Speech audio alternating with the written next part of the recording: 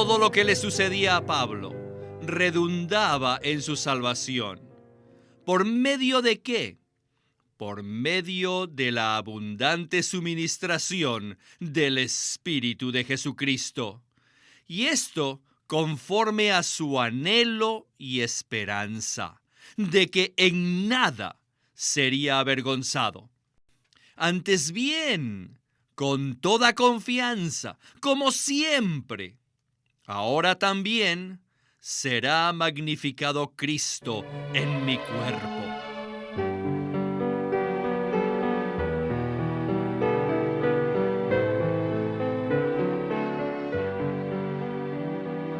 Bienvenidos al Estudio Vida de Filipenses. Esta epístola fue escrita por el apóstol Pablo en el año 64, desde una cárcel en Roma a una iglesia local, y con ella ha transmitido aliento y consolación para la predicación del Evangelio a través de los siglos. Desde 1974 hasta 1995, el hermano Witness Lee dio una serie de entrenamientos para mostrar el contenido intrínseco de la Biblia, y entre ellos dio una serie de mensajes del libro de Filipenses. Estos estudios abren la revelación divina desde la perspectiva del disfrute que los creyentes deben de tener de Cristo. Y ahora, en este estudio Vida de Filipenses, tenemos el gusto de presentarles porciones de estos estudios que él dio en el siglo XX. Cuán fácil es regocijarse en el Señor cuando todo nos va bien y Dios contesta nuestras oraciones. Nos es tan fácil aún gloriarnos ante los demás de lo glorioso que es ser salvo y amar a Jesús. Pero, ¿qué sucedería si en lugar de concedernos todas nuestras peticiones con relación a un buen trabajo y a una vida familiar feliz, el Señor permitiera que nos encarcelaran o incluso que nos golpearan? ¿Podríamos seguir gloriándonos? ¿Podríamos regocijarnos y ministrar aliento a otros? Bueno, el libro de Filipenses narra que esta era la experiencia del apóstol Pablo y nos presenta la manera de experimentar la salvación de una manera práctica. Es de todo esto que estaremos compartiendo en el estudio Vida de hoy. Nos complace también tener con nosotros el hermano Miguel Nájera para los comentarios del estudio Vida. Bienvenido una vez más a nuestro programa, hermano Miguel. Gracias por invitarme. Miguel, hemos visto que es importante entender las circunstancias en las que Pablo se encontraba cuando escribió esta epístola, la cual trata de cómo experimentar a Cristo. ¿Podría darnos usted un repaso del entorno en que se encontraba Pablo? Pablo escribió esta epístola mientras se hallaba encarcelado en Roma, distante de los creyentes de aquel entonces. Pablo no estaba en un palacio, estaba en una prisión, y en ella recibió una revelación divina y misteriosa en cuanto a cómo experimentar a Cristo y cómo tomarlo como su vida, su ejemplo, su meta, su poder y su secreto para soportarlo todo. Me agrada el poder participar en el estudio de esta epístola y estoy seguro que nos ayudará en nuestra experiencia. Sería bueno también que leyéramos lo que dijo Pablo en cuanto a su esperanza mientras se hallaba en aquella situación.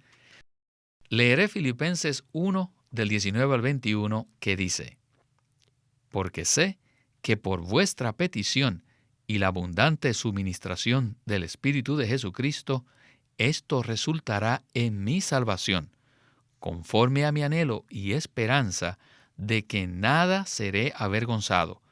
Antes bien, con toda confianza, como siempre, ahora también será magnificado Cristo en mi cuerpo, o por vida o por muerte. Porque para mí el vivir es Cristo y el morir es ganancia. Con estos versículos estamos listos para el programa de hoy. Adelante con Witness Lee y el estudio Vida de Filipenses. La salvación que Pablo deseaba That was according to his earnest expectation. and hope. era conforme a su anhelo y esperanza. What hope? ¿Qué esperanza? The hope was that La esperanza in de que nothing en nada sería avergonzado. Antes bien, con toda confianza, como siempre, ahora también será magnificado Cristo. Este era el disfrute práctico de su salvación, que en nada ese hombre, el apóstol Pablo, en nada sería avergonzado, sino antes bien con toda confianza, como siempre, ahora también sería magnificado Cristo en su cuerpo. Esta fue su salvación. El disfrute de esta clase de salvación es simplemente vivir a Cristo. Por tanto, el versículo 21 dice, porque para mí el vivir es Cristo. Todos debemos ver que hay un punto clave para disfrutar esta salvación, y ese es la abundante suministración del Espíritu de Jesucristo. Todo lo que le sucedía a Pablo redundaba en su salvación. ¿Por medio de qué? Por medio de la abundante suministración del Espíritu de Jesucristo. Y esto conforme a su anhelo y esperanza, de que en nada sería avergonzado. Antes bien, con toda confianza, como siempre, ahora también será magnificado Cristo en mi cuerpo. Pues para Pablo, el vivir era Cristo. ¡Qué significativo! Aquí tenemos la salvación, tenemos a Cristo, y entre estos dos tenemos la abundante suministración del Espíritu de Jesucristo. Y este abundante Espíritu se halla entre la salvación y Cristo. Para que nosotros disfrutemos, experimentemos a Cristo como nuestra salvación, sea cual sea nuestra situación, la clave es la abundante suministración del Espíritu de Jesucristo.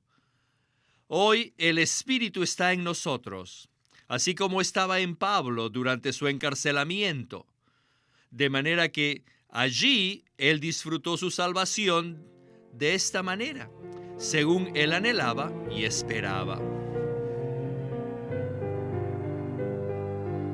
Miguel, ¿no le parece que en este pasaje vemos algo interesante? En el versículo 19, Pablo dice, sé que esto resultará en mi salvación. Luego en el versículo 21 dice, porque para mí el vivir es Cristo. En estos versículos vemos que para Pablo la salvación equivalía a experimentar a Cristo. Por ello, quisiera que nos centráramos en la clave de experimentar a Cristo. ¿Podría usted comentar acerca de esta clave? Por lo general, cuando hablamos de la salvación, pensamos que se refiere a nuestro destino eterno, algo para el futuro. Pero en el caso de Pablo, él estaba encarcelado. Él no necesitaba algo para el futuro. Él necesitaba una salvación para ese momento.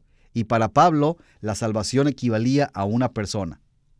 Y esta persona es una abundante suministración, o sea, el Espíritu. La palabra abundante da a entender que Pablo estaba en la cárcel, no triste, sino regocijándose, disfrutando de un suministro abundante, el cual es el Espíritu, el Cristo que lo es todo. Este suministro, este Espíritu, no se limita a Pablo, está disponible a todos nosotros. Amén. En el siguiente segmento hablaremos del versículo 25, que dice, y confiando en esto, sé que quedaré, y aún permaneceré con todos vosotros para vuestro progreso y gozo de la fe. A continuación, veremos cómo la experiencia de Pablo redundó en el progreso y gozo de aquellos que estaban bajo su cuidado. Volvamos al Estudio Vida. El versículo 25 dice, y confiando en esto, sé que quedaré y aún permaneceré con todos vosotros para vuestro progreso y gozo de la fe. El progreso se refiere al crecimiento. Entonces, ¿qué es el gozo de la fe? El gozo de la fe se refiere a su disfrute de Cristo. Cuando Pablo estaba vivo, si en la cárcel o libre, mientras vivía, él era un factor decisivo para el gozo de los santos. Debido a un solo hombre, ¡oh, cuánto crecimiento en vida había en todas las iglesias! Y además, debido solo a este hombre, ¡ja! Todas las iglesias estaban llenas del disfrute de Cristo. El gozo. ¿No creen ustedes que hoy debería ser igual? Quisiera que vean este punto. Es posible que por años hayamos sido muy buenos cristianos, pero no hemos crecido en vida. No progresamos. Y también es posible que hayamos sido muy buenos cristianos por años sin tener gozo, es decir, sin disfrutar a Cristo. Necesitamos el crecimiento de vida. ¿Y qué más? También necesitamos disfrutar a Cristo. Necesitamos el progreso y el gozo de la fe. ¿Qué tal con ustedes? Siento decir que en los últimos años noté que muchos muy buenos cristianos no tenían nada de crecimiento y que ellos experimentaron muy poco del disfrute de Cristo. Por tanto, no progresaron ni experimentaron el gozo. ¿Y qué podemos decir de nuestro progreso? De nuestro gozo. Nosotros necesitamos progresar y necesitamos disfrutar al Señor. Hermano Miguel, en este versículo podemos identificar dos elementos importantes: el progreso y el gozo en la fe. En el caso de Pablo, a pesar de estar en prisión, vemos que él experimentaba a Cristo y estaba lleno de gozo, de regocijo. Y su deseo para los santos de Filipos y de todas las iglesias era traerlos a la misma experiencia. Por ello, me gustaría que usted comentara más al respecto. Este versículo es maravilloso. Muestra que es posible progresar en la fe. Después de recibir al Señor, es necesario progresar en la fe. Los creyentes de Filipos progresaban, y yo creo que su progreso no solo se le atribuía a ellos, sino también a Pablo. Debido a lo que Pablo era y a su experiencia, esto redundó en el progreso de los filipenses. Ellos progresaron en el gozo y en la fe, en el crecimiento en vida. En el contexto vemos que Pablo tenía la opción de partir con Cristo, lo cual era mejor para él, pero por amor al cuerpo se dio cuenta que debía permanecer en la tierra, para el beneficio de los creyentes. Los que tienen la versión impresa del Estudio Vida notarán que en él se usa mucho la palabra canal. Pablo llegó a ser un canal, o sea, un suministro para los creyentes, lo cual les trajo más regocijo y por el cual pudieron progresar en la fe. Volvamos nuevamente a Witness Lee. El versículo 26 dice: para que abunde vuestra gloria de mí en Cristo Jesús, con mi venida otra vez a vosotros. En ese entonces, al ver este cuadro, vemos que todos los creyentes gentiles, tal como los creyentes en Filipos, se jactaban, se regocijaban y se gloriaban de Pablo. Ellos no estaban gozosos de aquellos predicadores judaizantes, ni tampoco se gloriaban de ellos, pero sí se gloriaban del apóstol Pablo. ¿Por qué? Debido a que el apóstol Pablo magnificaba a Cristo al máximo y vivía a Cristo al máximo e infundía al máximo a otros de Cristo. Así que Pablo ministraba a Cristo a todas las iglesias y a todos los santos al máximo. Por eso todos los santos tenían algo de qué jactarse de ese apóstol. Pero supongamos que en ese tiempo el apóstol Pablo hubiese muerto. ¿Qué pasaría? Pues, claro, el gozo de ellos habría cesado. Pero qué bueno que Él vivía. Él permanecía con ellos. Al leer estos dos versículos, el 25 y el 26, dice, y confiando en esto sé que quedaré y aún permaneceré con todos vosotros para vuestro progreso y gozo de la fe, para que abunde vuestra gloria de mí en Cristo Jesús, con mi venida otra vez a vosotros. El punto más crucial de este pasaje es este, que en la vida corporativa del cuerpo se necesitan ciertos hermanos como el apóstol Pablo. Cuando tales hermanos mueren, la impartición de Cristo se interrumpe. Pero mientras estos santos viven entre nosotros, esta impartición continúa y podemos gloriarnos en ellos. Les digo esto enfáticamente, que todos los hermanos que llevan la delantera en las iglesias locales deben ser personas como Pablo. Si mueren, es una pérdida, pero si siguen viviendo, vaya, eso tiene mucho significado. Pero sea lo que sea, todo dependerá de la medida que vivamos a Cristo, la medida de Cristo que ministremos a otros y la medida de Cristo que transmitamos a los demás. ¿Cuánto de Cristo transmitimos a otros? Preguntémonos. Lamento decir que con algunos hermanos, aun los que llevan la delantera, da casi lo mismo si viven o mueren. Por supuesto que deseamos que todos los santos vivan. Sin embargo, con algunos de los santos, si viven o mueren, no hay ninguna diferencia. Todos nosotros sí debemos saber que debe haber una diferencia. Si vivimos aquí, será provechoso, y si morimos, será pérdida. ¿De qué depende todo esto? Todo depende de que vivamos a Cristo. ¿Hasta qué grado o hasta qué punto vivimos a Cristo?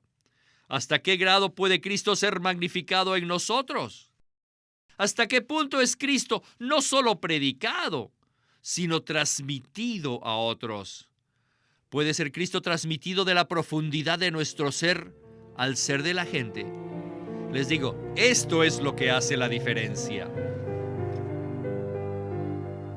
No hay duda que este es un punto maravilloso.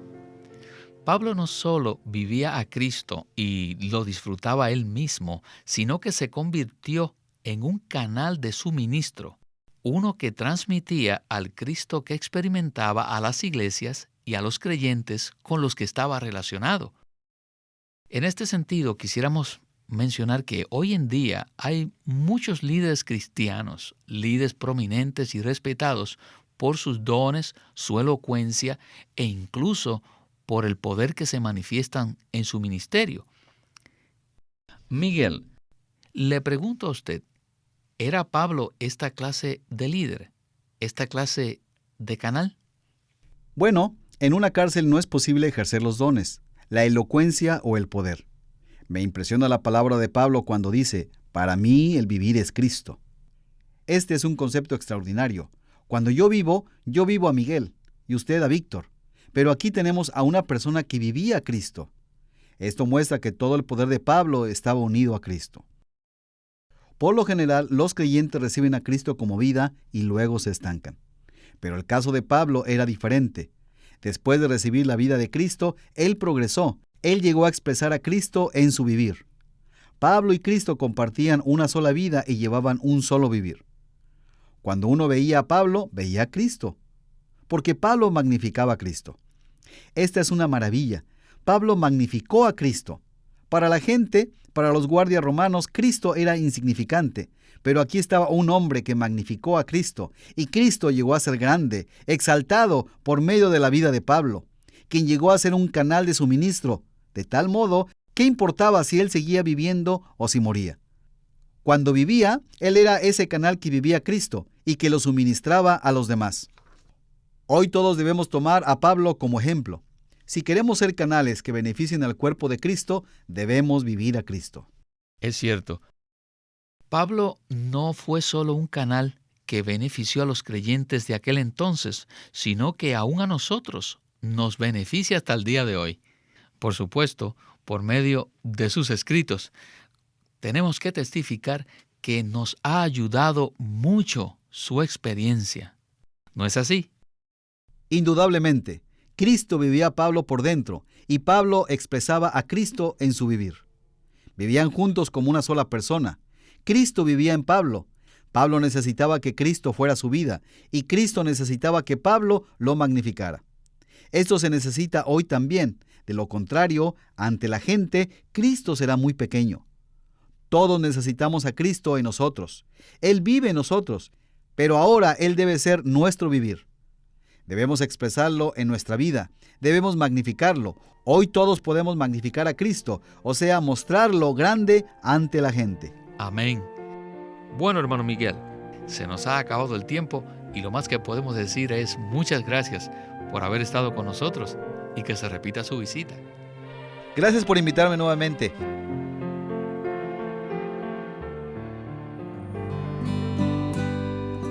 Queremos presentarles el libro titulado La vida que vence, por Watchman Nee. Antes de la publicación del conocido libro La vida cristiana normal, Watchman Nee publicó una serie de mensajes sobre la vida que vence. En muchos aspectos, estos mensajes son la base para la vida normal del cristiano. La vida que vence no es un llamado a alcanzar una medida extraordinaria de espiritualidad, sino a ser normal. Un llamado a seguir la vida que está escondida con Cristo en Dios. El llamado repercute dentro de los creyentes, quienes pese a su aguda sensibilidad a sus debilidades, perciben un llamado interno a vencer. En la vida que vence, Watchman Nee presenta los problemas que asedian a los cristianos que buscan más de Dios. Apoyándose en la palabra de Dios, él examina la condición derrotada de los creyentes y presenta una revelación del Cristo victorioso y vencedor, a fin de conducir al lector a experimentar la victoria de Cristo de una forma personal y cotidiana. La vida que vence concuerda con la verdad, está llena de esperanza y lleva al lector a una consagración renovada. Y puede conseguirlo en su librería cristiana o llamando al Living Stream Ministry al 1-800-810-1149 y le daremos más información al respecto de cómo obtener el libro La vida que vence, por Watchman Nee.